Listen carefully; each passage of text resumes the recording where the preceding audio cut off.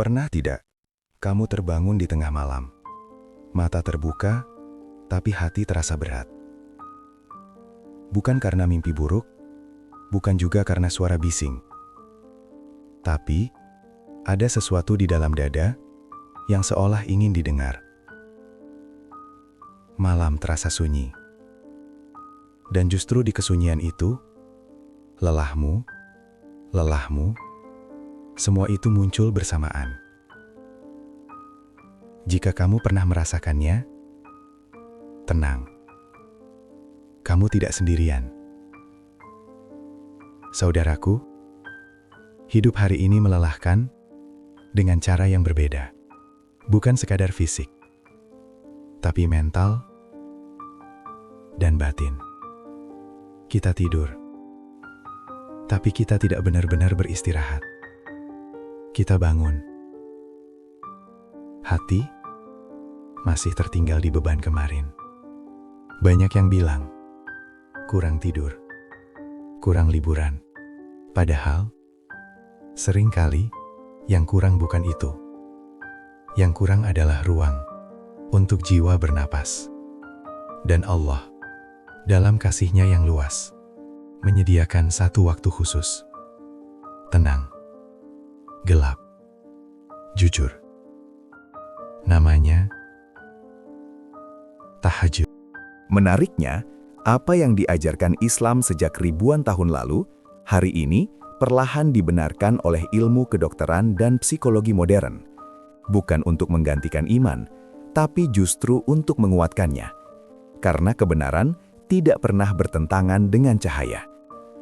Dalam ilmu kedokteran tidur, manusia memiliki ritme sirkadian, jam biologis alami yang mengatur kapan tubuh perlu istirahat dan kapan ia siap bangun. Tidur malam yang ideal bukan sekedar lama, tapi berkualitas. Dan tahajud bukan musuh tidur sehat, justru sahabatnya. Tahajud mengajarkan satu hal penting, tidur lebih awal. Karena tidak mungkin kita bangun malam jika kita merusak malam dengan begadang sia-sia. Islam tidak memuliakan kekelahan. Islam memuliakan keseimbangan. Perhatikan, agama ini tidak memaksa tubuh hancur demi ibadah. Allah tidak butuh kita rusak. Allah ingin kita sehat untuk taat. Dalam kajian psikologi modern, perhatikan ini. Stres yang terus menumpuk, mengganggu area vital di otak kita, yaitu prefrontal cortex, pusat utama pengambilan keputusan dan juga ketenangan. Apa akibatnya? Emosi mudah meledak, pikiran berputar tanpa henti, dan tiba-tiba saja, hidup terasa jauh lebih berat. Padahal, masalahnya mungkin itu-itu saja. Namun, di tengah hiruk-pikuk ini, ada penawarnya.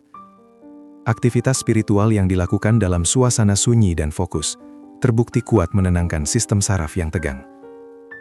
Ambil contoh tahajud. Ia dilakukan saat seluruh dunia sedang terlelap. Tidak ada notifikasi yang berdering. Tidak ada tuntutan yang mendesak. Tidak ada peran sosial yang harus kamu jaga. Yang tersisa hanyalah kamu dan Tuhanmu. Cobalah bayangkan. Seperti danau di pagi buta. Tidak ada angin. Permukaannya begitu tenang, dan langit terlihat jelas.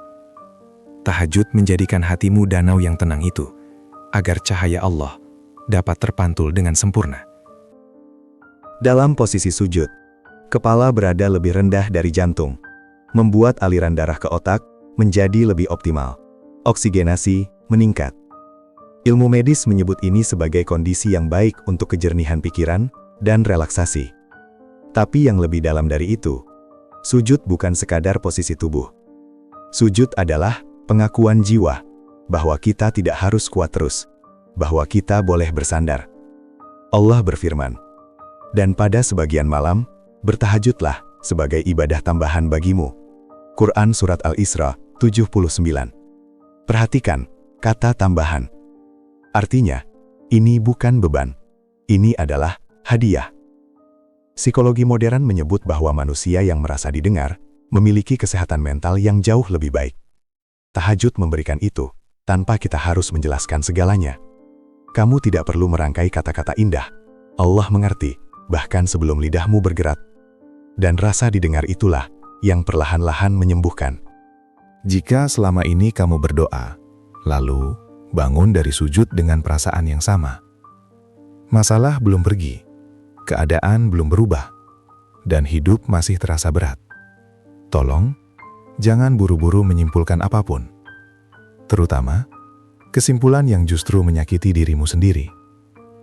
Doa yang belum terlihat jawabannya bukan tanda bahwa Allah tidak mendengar, dan bukan pula tanda bahwa doamu salah, kurang kuat, atau kurang sungguh-sungguh.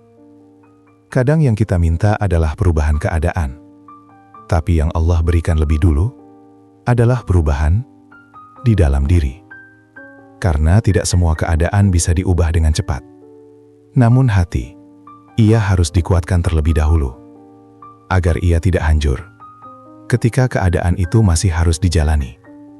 Bisa jadi hari ini Allah belum mengangkat bebanmu. Sebab, jika beban itu diangkat sekarang, jiwamu belum cukup siap untuk berdiri. Maka, yang disembuhkan perlahan bukan hidupmu, melainkan ketahanan jiwamu. Agar ketika pertolongan datang, kamu tidak hanya selamat, tapi juga matang. Dan mungkin, inilah doa yang paling sering kita lupakan.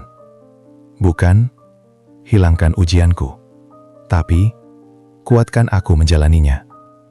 Lalu, bagaimana tahajud membentuk ketahanan jiwa itu tanpa kita sadari? Dalam psikologi modern, kualitas hidup sesungguhnya tidak diukur dari seberapa sedikit masalah yang kita hadapi, melainkan dari seberapa kuat makna yang dimiliki seseorang saat ia justru harus menjalani masalah itu. Orang yang rutin melakukan refleksi spiritual, menyendiri, merenung, terhubung dengan sesuatu yang lebih besar, terbukti memiliki meaning of life yang lebih kokoh. Mereka mungkin tetap merasa lelah, tetap kecewa, tetap menangis, namun mereka tidak pernah kehilangan arah. Dan tahajudlah yang menumbuhkan makna itu. Di malam yang sunyi, kita belajar bahwa hidup bukan sekedar tentang berhasil atau gagal, tetapi tentang bagaimana kita tetap berjalan meski setiap langkah terasa begitu berat. Tahajud tidak menjanjikan hidup tanpa badai, namun ia mengajarkan cara untuk tetap berdiri tegak di tengah badai itu tanpa kehilangan tujuan utama. Masalah pasti tetap ada, tapi ia tidak lagi berdaya mencuri arti hidupmu. Dan disinilah tahajud bekerja paling dalam, bukan di luar, melainkan jauh di inti jiwamu. Tahajud adalah titik temu yang jarang sekali kita sadari. Di sana, iman tidak lagi bertentangan dengan ilmu, dan ilmu tidak pernah meniadakan iman.